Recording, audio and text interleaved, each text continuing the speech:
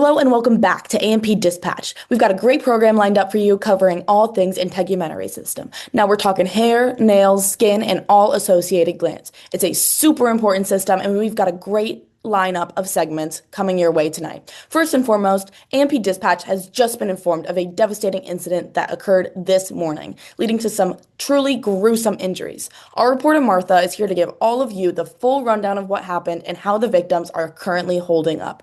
Over to you. We have just received word of a breaking news story that occurred right here in Westchester, California. It has left 3 people hospitalized and 1 in critical condition. Let's take a deeper look.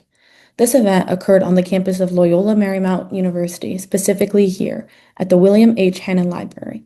At 8 a.m. Pacific Standard Time today, the library erupted into flames. Now let's go check on the victims in the hospital and their conditions.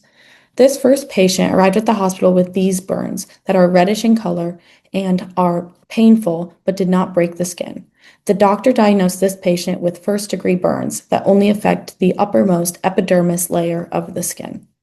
The second patient arrived with these burns. They have large, pronounced blisters. You can see that the entire epidermis layer was affected, as well as part of the underlying dermis layer.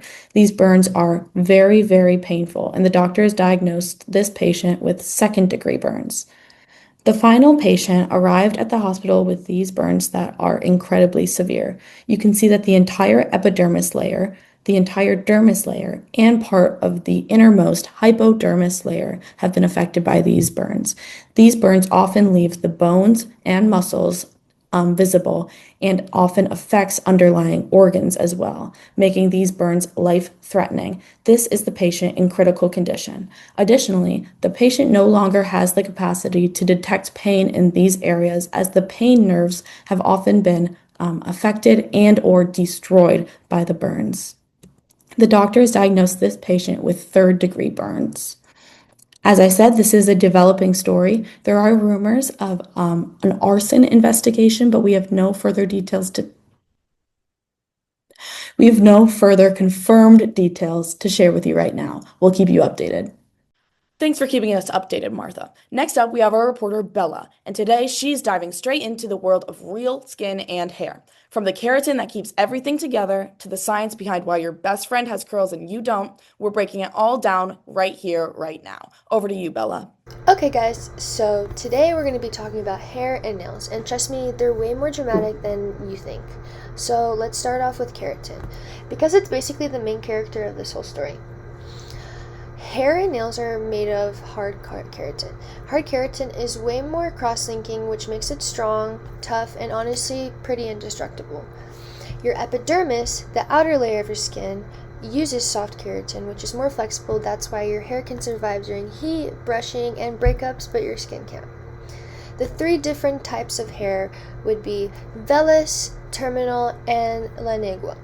Lanegua is the super fine silky hair that covers a fetus, which is basically considered baby peach fuzz that we have here, everywhere, and any places that doesn't show any type of dark brown hair.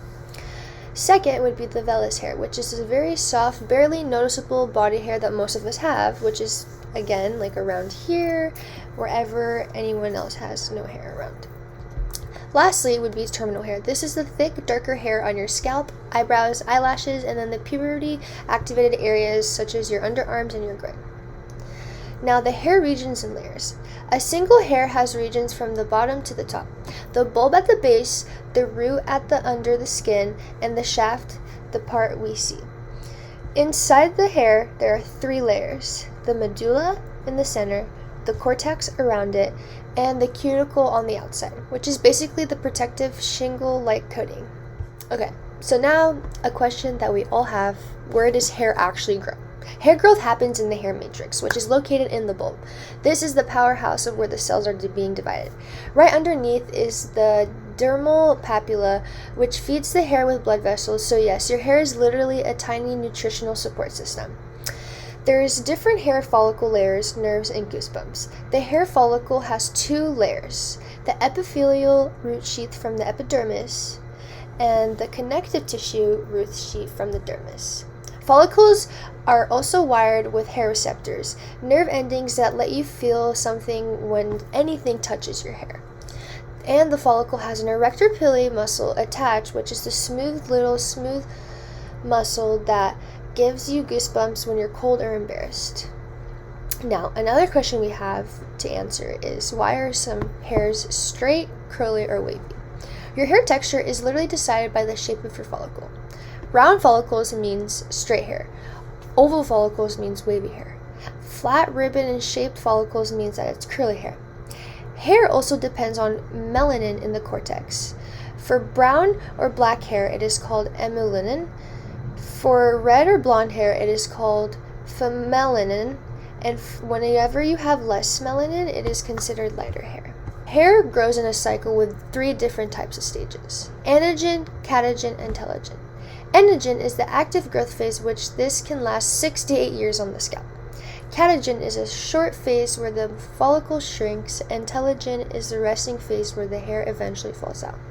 Scalp hair grows about 1 centimeter a month, which explains why hair appointments sneak up on us. As you can tell, literally girls go to the hair salon every single month. Now, there's different types of conditions that can happen with hair: alopecia, pattern baldness, and hirsutism. Alopecia basically means when hair is thinning or lost.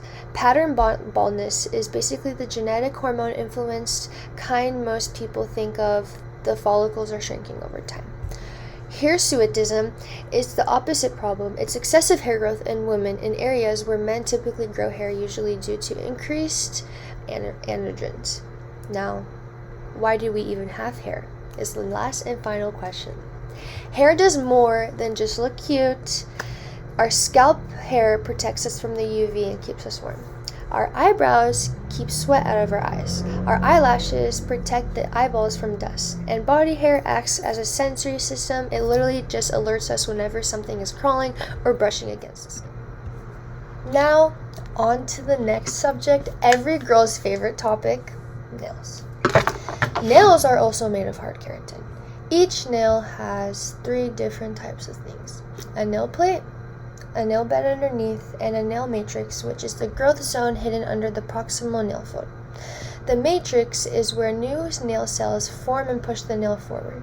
Fingernails grow about 3 millimeters per month, and toenails grow slower, which is why pedicures last way, way, way longer than manicures. So yeah, hair and nails aren't just random body parts. Their structure, chemistry, anatomy, growth cycles, and eventually they also prove that even tiny muscles are being involved. They're basically mini biological machines. Thanks, Bella. Now let's head over to the Gland Museum, where you're about to meet your tour guide, Joseph, to give you all of the details. Welcome everyone to the Gland Museum, the only museum where the exhibits are inside your own skin. I'll be your guide today, so stick with me. We have a lot of sweaty, oily, and waxy masterpieces to explore. Our first stop is the sweat wing. Right here we have the acrine sweat glands, the most common type. These little guys are found basically all over the skin, the palms, soles, forehead, everywhere. They develop early in life and are shaped like simple coiled tubular glands. Their specialty is producing watery, sweaty, salty sweats that cools the body down. No smell, no fuss. They use merocrine secretion, meaning they just release their products without damaging the cells. Now, if you step slightly to your left, you'll find a totally different story with the apocrine sweat glands. These are the more dramatic cousins. They don't even show up until puberty, and they only exist in VIP regions like the armpits, groin, and around the nipples. Structurally, they're also coiled, but unlike acrine glands, their ducts open into hair follicles, not straight onto the skin surface. Their sweat is thicker and full of lipids and proteins, and by themselves, they don't smell, but once bacteria joins the party, well, that's when deodorant becomes your best friend.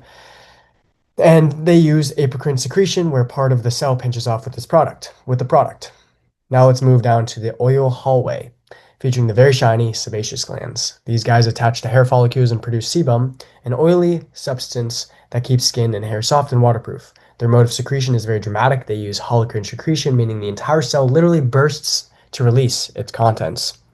Next up is something with a very specific real estate location, the ceruminous glands, only found in the external ear canal. These glands are actually modified apocrine glands, and they produce cerumen, also known as earwax. Cerumen protects the ear canal by trapping debris, repelling insects, and preventing the canal from drying out. Structurally, they resemble apocrine glands and join the sebaceous gland secretions to make that familiar wax. Finally, we arrive at the mammary gland, which develop from the mammary ridges and enlarge with hormonal signals, especially during pregnancy. Their structures include lobes, lobules, and alveoli, all connected to a duct system that leads to the nipple. What's especially fascinating is that the mammary glands are actually highly specialized apocrine glands evolved to produce milk, which contains fats, proteins, sugars, and antibodies. So just a quick tour recap. We have our acrine glands, think everywhere, watery sweat, cooling, merocrine secretions. Apocrine glands, puberty regions, thicker sweat, leads to odor with bacteria, apocrine secretions. Sebaceous glands, which produce sebum, holocrine secretion.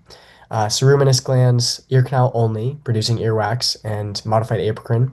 And finally, mammary glands, which are specialized apocrine, produce milk, and are complex ducts and lobes. Thank you so much for visiting the Grand Gland Museum. I hope you had a grand old time, and we'll see you next time. Bye. Thanks for the great tour, Joseph. Next up, we have Luca, who's about to dive into the layers of the epidermis. Down to you. What's up, guys? We're in the streets today, and today we're going to be asking random people on the street a little bit about their fit. Let's do this. You there? Yo, what's up? What's up, man? What's your name? I'm Skin. I'm the Skin. You're the Skin. Okay. I like what you're going on with the fit. Can you tell me a little bit about it? Yeah, so this is my stratum corneum, the outermost layer, made of dead, flat keratinized skin cells that constantly shed. It's the body's first line of defense against the environment. Okay. What we got next? What's on that? Next up, we have the stratum lucineum. This layer is only found in thick skin. It's like the palms of the hands and the sole of the feet. It's a thin, clear layer that adds extra protection. Okay. That's nice. It's got a nice little logo on it too. Mm-hmm. What's next? Next up, we got the stratum granulosum. Here, cells begin to die and fill with keratin. This creates waterproof barriers that prevent fluid loss. It's very descriptive. And finally, what's next? You got more? Yeah, we got more. The stratum spinosum. Above the basal, these cells look spiny under a microscope. This layer provides strength, flexibility to the skin. Now we got the final layer, the deepest layer. It contains a single row of constantly dividing cells that create new skin cells. It also contains melanocytes and produces pigment. Well, you heard it here. Well, that's it, folks. Hope you enjoyed our program tonight on the integumentary system, and tune in next time to AandP Dispatch.